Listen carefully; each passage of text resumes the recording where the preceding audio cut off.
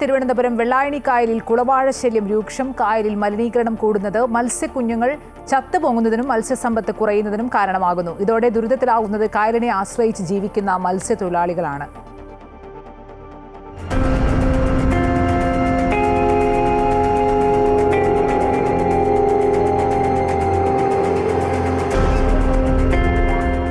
തിരുവനന്തപുരം ജില്ലയിൽ തെക്കുമാറി കോവളത്തിന് സമീപം കല്ലിയൂർ, വെങ്ങാനൂർ പഞ്ചായത്തുകളിലായി വ്യാപിച്ചു കിടക്കുന്ന കായലാണ് വെള്ളായണി കായൽ. സംസ്ഥാനത്തെ രണ്ടാമത്തെ വലിയ ശുദ്ധജല തടാകം കൂടിയാണിത്. ഈ കായലിനെ കുടിവെള്ള പദ്ധതികൾക്കും മത്സ്യകൃഷിക്കുമായാണ് പ്രധാനമായും ആശ്രയിക്കുന്നത്.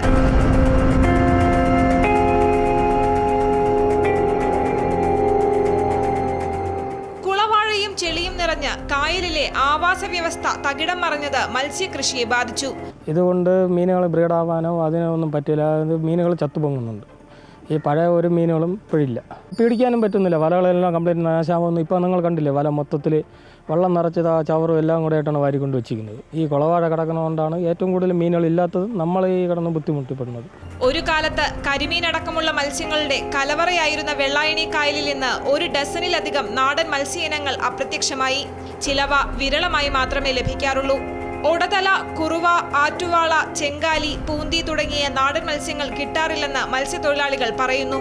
ഈ കുളവാഴ വന്നതിന് ശേഷമാണ് നമ്മുടെ നാടൻ മത്സ്യങ്ങൾ വരാൽ ഇങ്ങനത്തെ ബ്രീഡിങ് കുറവാണ്. മറ്റ് നാടൻ മത്സ്യങ്ങൾ, പഴയ മത്സ്യങ്ങളൊന്നും ഇപ്പോൾ ഇല്ല. കോരാളൻ ഇതൊക്കെ വളരെ കുറവാണ്. ഉടതല എന്ന് പറയുന്നത് അത് പൂർണ്ണമായിട്ട് നശിച്ചിരിക്കുകയാണ്. കായലിൽ മത്സ്യങ്ങൾക്ക് പ്രജനനം നടത്താനുള്ള സ്ഥലങ്ങൾ കുറഞ്ഞതും ചെളി നിറഞ്ഞ് കായൽ മലിനമായതും മത്സ്യസമ്പത്ത് കുറയാൻ കാരണമായി. ഇതോടെ ഇരുട്ടിലായത് മത്സ്യത്തൊഴിലാളികളുടെ ജീവിതമാണ്. ദേവിക ചന്ദ്രൻ, അമൃത ന്യൂസ്, തിരുവനന്തപുരം. കായലിൽ കുളവാഴ വ്യാപിച്ച് മത്സ്യസമ്പത്തില്ലാതായതോടെ മത്സ്യത്തൊഴിലാളികളുടെ ഉപജീവനം വഴിമുട്ടിയിരിക്കുകയാണ്. എത്രയും പെട്ടെന്ന് കുളവാഴ ഭീഷണി ഒഴിവാക്കി തങ്ങളെ രക്ഷിക്കണമെന്നാണ് ഇവരുടെ ആവശ്യം. മറിച്ചായാൽ മത്സ്യസമ്പത്തും കായലും തങ്ങളുടെ ജീവിതം പൂർണ്ണമായി നശിപ്പിക്കുമെന്നാണ് മത്സ്യത്തൊഴിലാളികളും പ്രദേശവാസികളും പറയുന്നത്. ഈ കുളവാഴയെ സംബന്ധിച്ചിടത്തോളം ഇതിങ്ങനെ വിത്തുകൾ കുളവാഴയിൽ നിന്നിങ്ങനെ കൂടുതലായിട്ട് വരുന്നു. കായലിങ്ങനെ നടന്ന് വെള്ളത്തിൻ്റെ ഈ pH സംബന്ധിച്ചിടത്തോളം ഇത് വളരെ ബുദ്ധിമുട്ടാണ്. ഇതിൻ്റെ വിത്തുകൾ വീഴുന്നു, ഇത് അഴുക്കായി പോവുകയാണ്. അഴുക്കായിട്ട് മീനിന് ബ്രീഡ് ചെയ്യാൻ പറ്റില്ല. സൂര്യപ്രകാശം കായലിൽ കിട്ടുന്നില്ല. അങ്ങനത്തെ ഒരു ഭയങ്കര, നേരത്തെ പണ്ട് കാലങ്ങളിലെന്ന് പറഞ്ഞാൽ നല്ല കണ്ണീര് പോലത്തെ വെള്ളമായിരുന്നു ശുദ്ധജല മത്സ്യകൃഷി എന്നുള്ള ഒരു പേരുണ്ട്. പക്ഷേ ഇപ്പോഴത്തെ സംബന്ധിച്ചിടത്തോളം മീനിന് ചെറിയ നമ്മൾ കഴിക്കുമ്പോഴും ചെറിയ വിഷയങ്ങളൊക്കെ ഉണ്ട്. ടേസ്റ്റിന് വ്യത്യാസമുണ്ട്. ഓരൻ്റെ ചെറിയ ചവയുണ്ട്. നേരത്തെ മീനുകൾ അങ്ങനെയില്ല. ഏകദേശം നമ്മുടെ അരയ്ക്ക് കീഴ്പോട്ട് വരെ ചെളിയുണ്ട്. അരയുടെ താഴെ വരെ ചെളിയാണ്. അതിൻ്റെ കാരണം എന്ന് പറഞ്ഞാൽ ഈ കുളവാഴയും പുല്ലും അഴുകിയിട്ട് ഈ ചെളി രൂപപ്പെടുന്നുണ്ട്. അത് ഇന്ന് കായലിൻ്റെ ആഴം കുറയ്ക്കുന്നത്. 10 അടിയോളം ആഴം ഉണ്ടായിരുന്ന കായൽ ഇന്ന് നമ്മൾ നിന്ന് കഴിഞ്ഞാൽ ഏകദേശം നമുക്ക് 3 അടി 4 അടി ആഴം വരെ ഉള്ളൂ. അങ്ങനെ ആഴം വളരെ കുറഞ്ഞ് ജലസമ്പത്ത് കുറയുന്നുണ്ട്. ധാരാളം ദേശാടന പക്ഷികൾ വരുന്ന ഒരു സ്ഥലവും കൂടെയാണ് വെള്ളായണി കായൽ എന്ന് പറയുന്നത്. പക്ഷേ ഇന്ന് കാലങ്ങളെടുത്തപ്പോൾ ഏകദേശം ദേശാടന പക്ഷികളുടെ അളവ് കുറയുന്നുണ്ട്. കാരണം മത്സ്യസമ്പത്ത് കുറയുന്നുണ്ട്. പക്ഷികൾക്ക് അതിൻ്റെ ഉള്ള ആവാസ വ്യവസ്ഥയുടെ വ്യത്യാസങ്ങൾ, മത്സ്യങ്ങൾ കിട്ടുന്നില്ല. അപ്പോൾ ഇങ്ങനെയുള്ള ആഹാരത്തിൻ്റെ അളവ് കുറയുമ്പോൾ ഇവിടെ വരുന്ന ദേശാടന പക്ഷികളുടെ അളവ് കുറയും. വെള്ളായണി കായലിൻ്റെ ആവാസ വ്യവസ്ഥ ഇന്ന് തകർന്ന ഒരു അവസ്ഥയിലാണ്. പരമ്പരാഗതമായി കിട്ടിക്കൊണ്ടിരുന്ന മത്സ്യസമ്പത്തുകൾ ഇന്ന് ലഭിക്കുന്നില്ല.